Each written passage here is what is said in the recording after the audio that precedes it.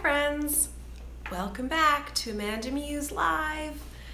So, since I'm live streaming, I'm just gonna wait to see if there's people actually jumping on this live stream. So today we're gonna be talking about, if you are watching the replay, today we're gonna be talking about loneliness, because I think that, hi Diana, I think that there's a lot of us who struggle with loneliness, and it's pretty common. And so, oh my, it has just started to downpour out there. It went from being this really bright, beautiful day to, oh my goodness, where's my light? Because it's crazy raining. Crazy! I guess April showers kind of deal. Thank you. So I see people popping on. Hi, Susanna. Hi, Ardell. All sorts of people jumping in. So I'm just pulling out two articles that I had found. Hi, Candy. New subscriber. Awesome. Lots of people jumping on. So you may notice that I'm doing this live stream at a different time of day. I've been playing around with timings that I am streaming. Of course, I have like an itchy nose. Oh, and it's live. Can't edit that out. But yeah, I've been playing around with the timings that have been going live, and I just realized like there's no way I'm gonna be able to go live tonight, because I was planning to go live at about 10 p.m. It's just my babies are not feeling that well, and I think nighttime's gonna be chaos. And so we're trying it out at 2 o'clock today, or 2:30 my time, which seems to be a good time, let's be honest. But anyways, we'll go with the flow here. So, hi Sarah. Oh, all these people say they have great time, great weather happening. Not here. Although I don't mind a little rain. Okay, so back to the loneliness subject matter. So of course, a lot of what I talk about is applicable to mothers and parents. But you know, before I became a mom, I was a normal person who experienced normal things relating to just being a human on the earth.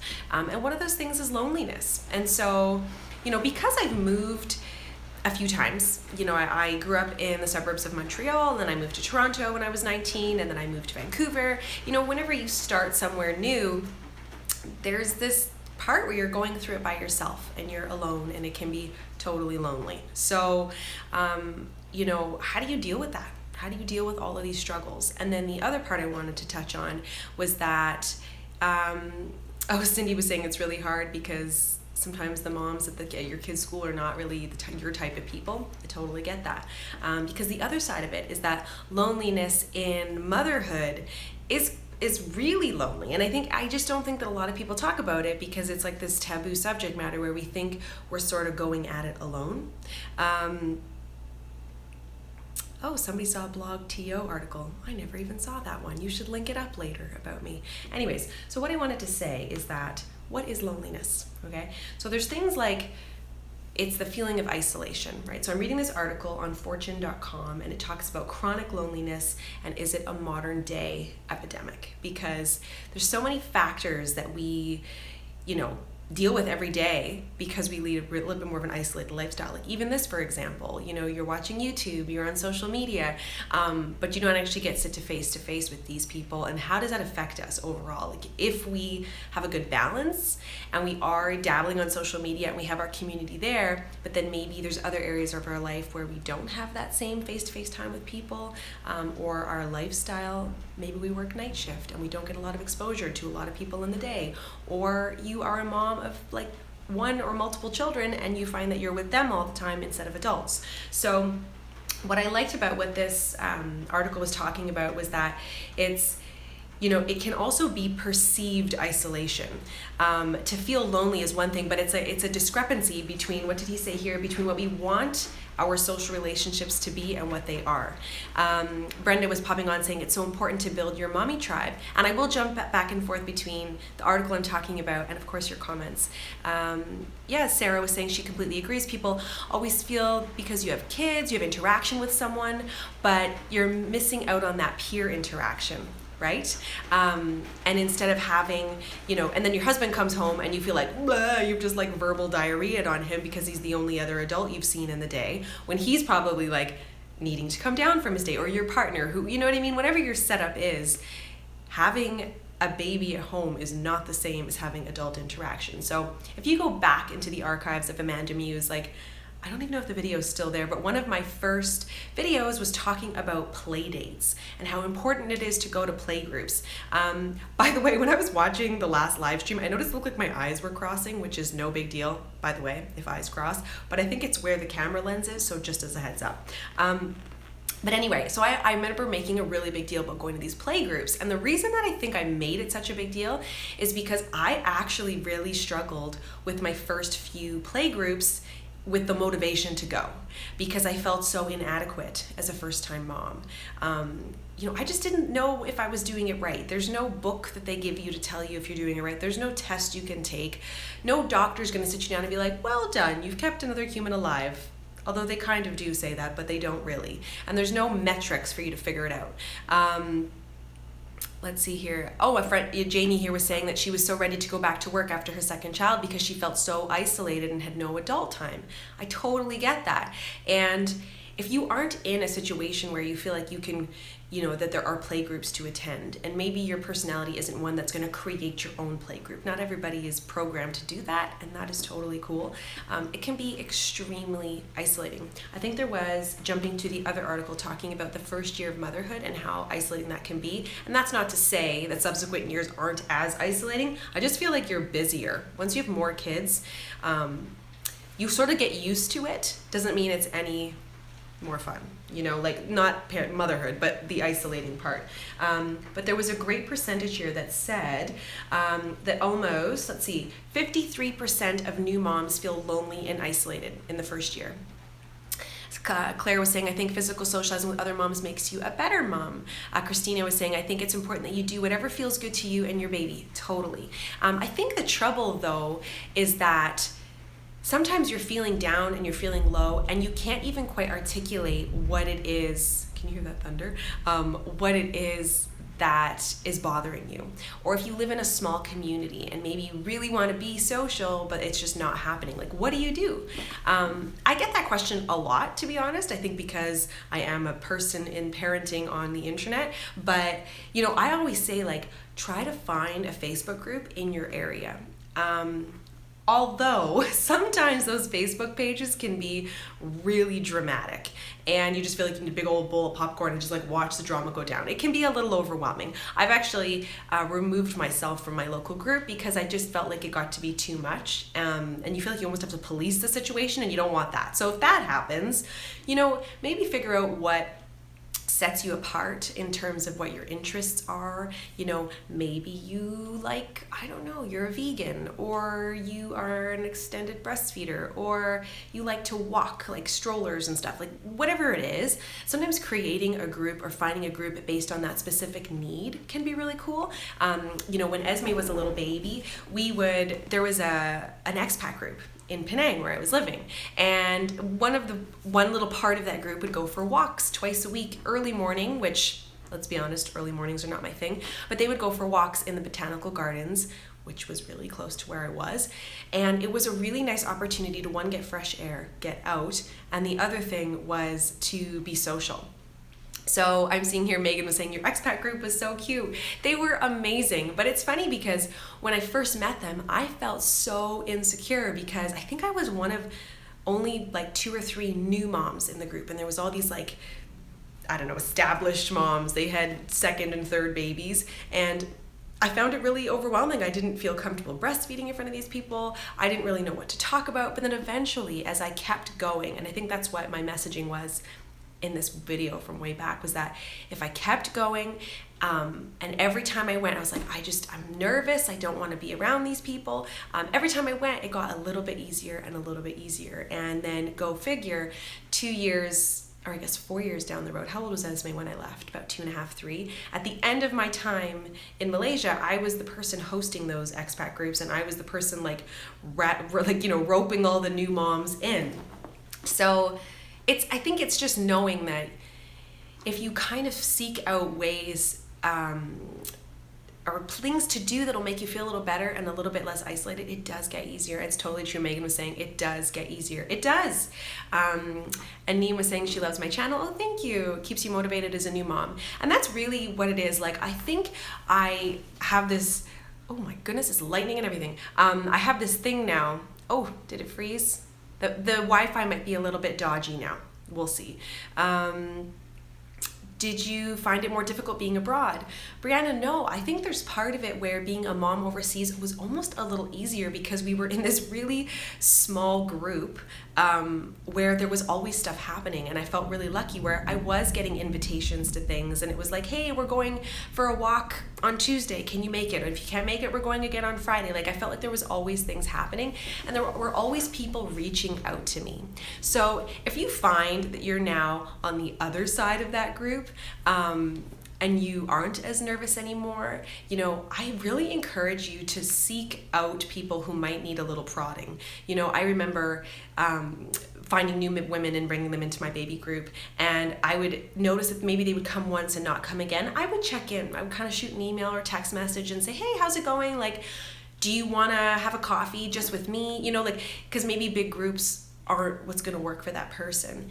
And, I don't think it's probably fairly common that even though we're feeling isolated and alone, we're not going to be like waving some flag like, hey, I feel lonely. Like, nobody does that. And if you do, kudos. But I think sometimes it takes time for you to even realize that you're feeling lonely.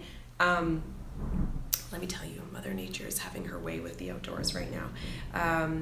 But at the end of this, by the way, I will link the 2 articles. Whoa, can you hear this? I will link the 2 articles that I'm reading here. But another point that this one talks about specifically to mothers is that we are now in communities where, we aren't living super close to friends and family. So where we used to grow up in one city and have our children and our families all grow and develop in this one small area, we are now spread out. So I was in Malaysia. Like, I didn't have my mom and my in-laws there all the time to help me with the babies. And my in-laws did come out, but they didn't stay. So you sort of had to make your own group, make your own fun. I find like here in Canada, there are so many things to do. Like, you spit and you will find a group to hang out with. It's just crazy. So, but over there, if I wanted a baby yoga group, like a mother and child yoga thing, I had to start it. So that was not for everybody. But I feel like here almost it's just seeking out those like-minded people and putting yourself in the room. And you know what I equate it to? I had a friend of mine, Eileen was saying she's an American expat living in the UK. Awesome. People are relating totally. But I had a friend who was looking to find a partner in her life. She didn't have babies or anything yet. She was still pretty young. And she was talking to a therapist. And this therapist was saying, well, what do you want? What do you want from your life? And the girl had said, well, I want to have that moment. And it sounds very romantic, but she wanted that moment where she was in a room and she would catch eyes with, this beautiful, tall, dark, and handsome man, I'm sure, across the room. And they would exchange this look and they would just know, and then they would meet and all this stuff. And the therapist kind of had a little, not a chuckle, but kind of said, okay, I get that. That's awesome and that's romantic. But you know what? You have to be in the room. Like, you have to be there. You have to, if you want to be social, sometimes you have to take yourself out of your bubble and push yourself to do things. And I know that it often surprises people when I tell them that I felt insecure at a time. And I felt nervous going to these baby groups and meeting with people, but I persevered. And I felt like as I became more confident in myself as a mother, it made those social interactions so much easier. There wasn't judgment because there wasn't an opportunity to judge. It was only exchanging of information, and it was great to have women that you could just talk to and be like, I'm doing this and this isn't working, or my kid only sleeps in 40-minute intervals. Is this normal? And to have this amazing group of women to bounce it off of. Carolyn was saying there's a website called Meetup, and it helped when we moved. There are so many things I don't even know about, to be honest. In terms of like mommy meetups and stuff, but I know that they exist. Megan was saying that she feels connected with other YouTube moms, no judgment, just like-minded women. Totally. And I always encourage people, if you find that your circle in real time is just not encouraging of your lifestyle, whatever it is. I mentioned vegan before, or extended breastfeeding. I'm thinking like trigger topics, right? But if you find your people are not encouraging, it can also be your family. That's what I love about the internet and social media, is that there are people who do and think like you that you can relate with. And did you see that article recently where there was like this group of moms in the UK, and they'd been friends on the internet for 7 years, and they finally met up in real life. Like, I love that. You're right, Carolyn, you're never alone. And something that the article about chronic loneliness talks about, hi Ashlyn, thank you. But something that the article talks about is like, is loneliness and depression the same thing? And he said no. Now, of course, this is one article and I'm not a professional, but the one thing that he did say is that chronic loneliness can lead to depression. And I don't know that I've ever experienced depression myself, but there are people around me who have, and it's a very serious mental illness that shouldn't go unnoticed. But then if you also add on that little piece of motherhood, is that, I just want to see here, Angie was saying it's hard when a huge part of your friend group are childless. Totally. I get that. That's like, how do you do it when you're the first of your bunch to have babies? That was the case for me. Like, none of my friends in Canada had children yet. I got married first, even though I wasn't that old. Actually, today is my wedding anniversary, go figure. But I was 25 when I got married, and then I had my daughter by the time I was 27, and no one I knew was having babies yet. So, but back to the whole depression element, it's like, if you now tack on postpartum depression and people struggling with that, and the isolation, like, it's very layered, and some of us are more prone to depression and postpartum depression, and it's just very interesting. Thanks, Micah. Getting all the happy anniversaries. Let's see here. Megan was, you're very aware of yourself too, using therapy and tools when needed. Yeah, I think, I'm not sure, I must have missed the first part of that comment, but it's really taking that time to, I wonder, what are some tips? I'd love to know what you guys think, like being self-aware. Totally, Carolyn, like taking time to sort of reflect on yourself. And I think, as a new mom, does that happen? Do we feel that we are as important as our new baby? Our marriage changes after you have a baby, and all of a sudden you can feel even isolated from your spouse. It's, Carolyn was saying that a journal helps pull out things too. I love that. Taking time to put pen to paper, and sometimes that can be a nice way to actually, it's probably how a lot of people start blogging. Just Jaren was saying PPD is really hard. She finally just 6 months postpartum got herself out of that rut. Totally. And I think what I read a lot, like I said, I've never experienced PPD, but what I find is that, especially as a first-time mom, you don't know if you're going to get that, and I'm not sure that we are totally aware of the situation to even appreciate that that's what we have going on. But the beauty of, having more children, if you do have more children, is that if you've already known and experienced postpartum depression the first time, you sort of know what to expect, and you can equip your family and your support and your community to help you with that.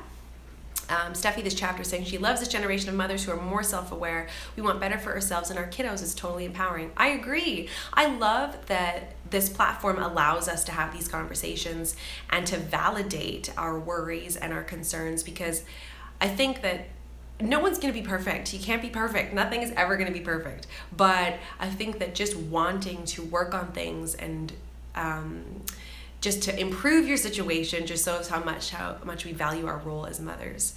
I'm seeing all these really nice comments. There's a real nice community that we have here just to share these things openly. Yinka was saying, I think that having an identity outside of motherhood is important. Yes. Oh my goodness. I didn't even think about that when I started this video.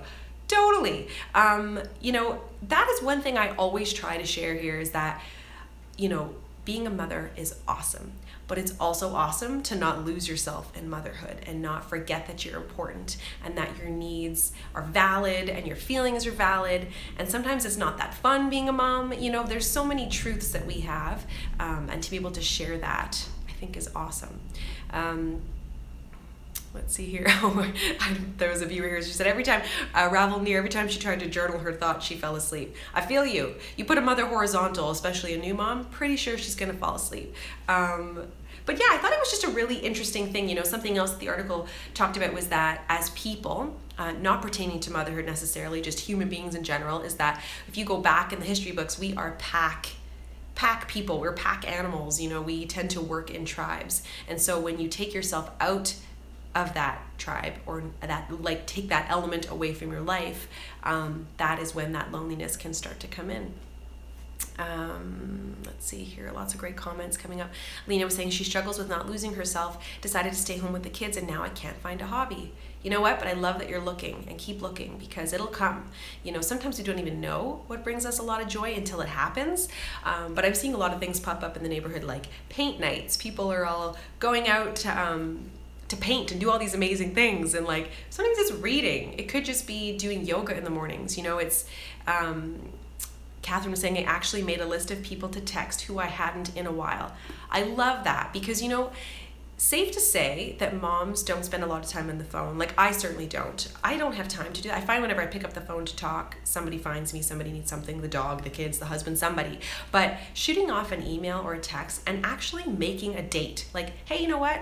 Let's go have coffee next Tuesday. Even if it's crazy, you know, if you've got your kids with you or your child, and your friend does too, like, who cares? Sometimes just getting those 3 sentences in can make a world of difference for how you feel. And I often make like a revolving date. So I found when I had more time, my balance is off a little bit right now, but I found when I had more time, hi Orly, I would find that I would make like a weekly date. Like, if I saw my friend on Tuesday, by Wednesday of the following day, I'm like, hey, you want to get together next Tuesday? Like, try to make it a recurring thing. So even if you're not feeling your best, you still have something to go do. You still have a reason to put on some jeans, you know?